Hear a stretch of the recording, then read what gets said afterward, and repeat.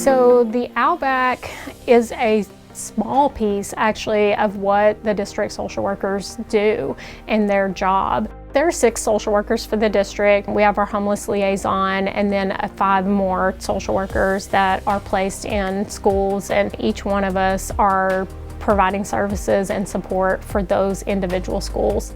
We are meeting those basic needs that sometimes we take for granted. So just access to food every day. Some of our students don't have that, and they are getting breakfast and lunch at school, but once they go home, they may not have access to the right nutrition and to meals.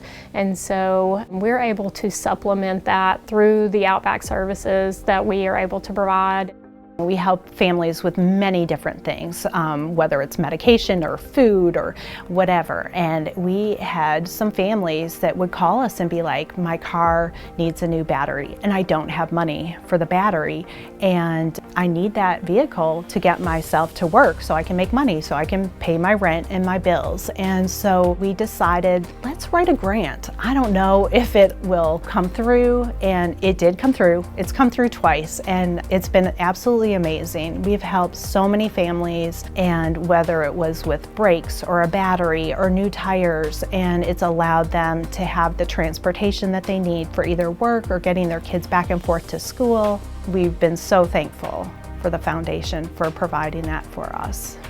This school year in particular, I've had more families living in their vehicles than in my 23-year career.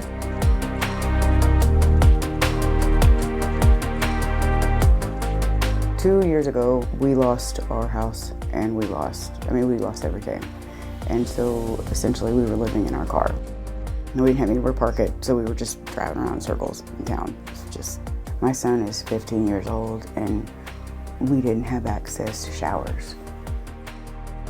We would black out the windows with cardboard and duct tape so people didn't know that we were in the truck. Because it's embarrassing, or people tell you to leave. So the brakes locked up at one point, and so it was stuck. So we were in the middle of the Fiesta Square parking lot. We sat there for 2 days. My son didn't go to school because we couldn't get him to school. We didn't know what to do. We just sat there because at that point, we had no idea what we were going to do. I called Melissa, and she said, oh, we've got this grant. And she said, call in your pieces. And I said, what? And my husband walked to O'Reilly's and got the parts, and we were back up and running that night. Melissa and OutBack in general have been absolutely amazing. You can't imagine the humiliation of living in your car until you have that.